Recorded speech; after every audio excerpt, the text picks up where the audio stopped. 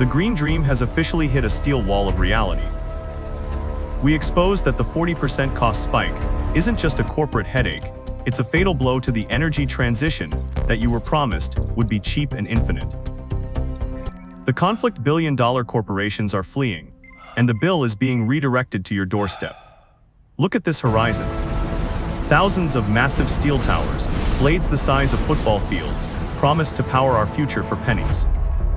But while the media sold you a green utopia, the math just committed suicide.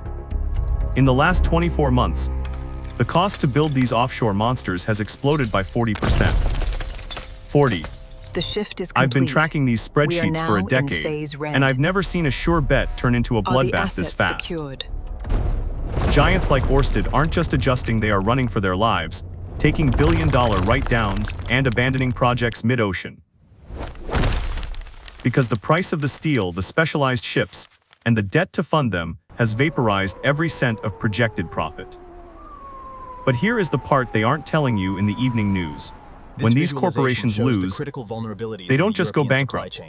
They lobby. They demand subsidies. They hike your rates. You were told the wind was free, but the infrastructure to catch it is now a financial black hole. Today we go inside the command center to strip back the lies. I'm going to show you exactly how this 40% explosion is about to gut your disposable income, and why the global energy map just broke beyond repair.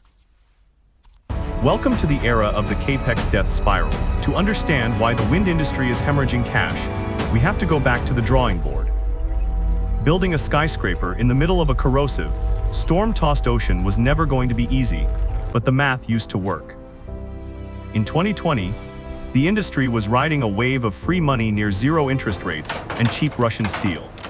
But look at the anatomy of a failure. A single offshore turbine now stands over 850 feet tall. The nacelle alone weighs hundreds of tons. To plant these in the seabed, you need specialized vessels, ships so rare there are fewer than a dozen on the entire planet capable of the job. 2 years ago, chartering these vessels cost $200,000 a day. Today, try $500,000. Then came the supply chain ghost. Steel prices up 30%. Copper for the subsea cables essential for moving that power to the grid up 25%. When you multiply these small increases by a project scale of $10 billion, the profit margin doesn't just shrink. It vanishes. I've analyzed the CAPEX structures of the top 5 European energy firms, and the trend is haunting. They are spending 40% more to get the exact same amount of electricity. That is a dead-end street. I'll be honest with you. When I first saw these internal cost projections, I felt a knot in my stomach. Not for the CEOs in their glass towers, but for the guy sitting at his kitchen table, wondering why his utility bill looks like a mortgage payment. The blade. If we fix this bolt, the whole I thing spent works. time looking at the communities where these green jobs were promised. That's it. Buen trabajo. I saw the faces of workers who were told this was the future, only to see the projects mothballed before the first bolt was tightened. It's a cold betrayal. We are watching a generation of capital, your tax subsidies, and your retirement fund investments being poured into a choppy sea with no return. I remember talking to an engineer who worked on the South Fork project. He told me, we can solve the physics, but we can't solve the greed of the commodity markets. It made me realize that this isn't an engineering crisis, it's a structural trap. We've built a system that requires perfection to break even, and we live in a world that is currently falling apart. While the activists dream of a carbon-free world, the reality is a high-priced nightmare where the middle class pays for the mistakes of the elite's green experiment. Let's stop pretending this is just about unfortunate inflation. It's not. I've spent the last 72 hours digging through the procurement logs of the world's biggest offshore projects, and the pattern is sickening. While Washington and Brussels give these grand speeches about de-risking and sovereignty, they've walked us right into a trap. Follow the steel. Follow the magnets. 70% of the rare earth elements, is clean, the literal heart of these massive turbines, come from one place, China. We aren't building independence. We are building a new, more expensive dependency. The shadow move is brilliant in its cruelty.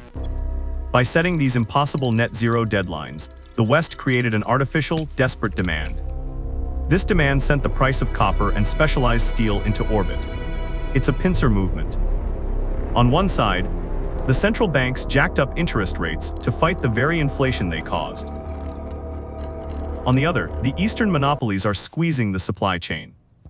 These European and American wind giants aren't just facing headwinds, they are being systematically liquidated by a geopolitical masterstroke. And the worst part, the people in power knew the math didn't add up. They just didn't think you'd notice until the contracts were signed and the money was gone. I'll be honest with you, this part gets me heated. I look at these ESG reports, filled with corporate jargon about planet-positive impact, and then I look at the stock sell-offs. It's moving too fast, the system It's is a classic locking up. pump and dump on a global scale. The consultants, the lobbyists, the green hedge funds, they all got their fees up front. They cashed out before the first project was canceled. Think about the sheer hypocrisy here. I'm sitting in this room looking at data that shows ordinary families in the UK and Germany are seeing their energy costs triple, while their governments are handing out billions in emergency subsidies to corporations that are already failing. It's a wealth transfer, plain and simple. They've weaponized your conscience. They told you that if you didn't support these projects, you were anti-future. But what future are they building? A future where the middle class is priced out of basic mobility and warmth, so that a few preferred contractors can maintain their margins. I've seen this play before. It's the same elite arrogance that crashed the housing market in 2008, only this time, they've tied it to the very air we breathe and the power that runs our homes. They aren't trying to save the world, they're trying to own the transition.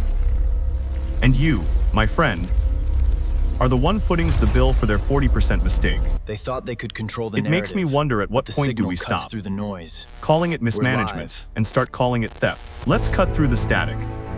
The age of free green energy isn't just delayed, it's being re-engineered into a high-cost luxury.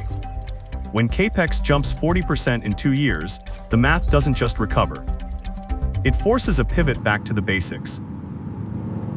Here is the actionable truth they won't tell you on CNBC.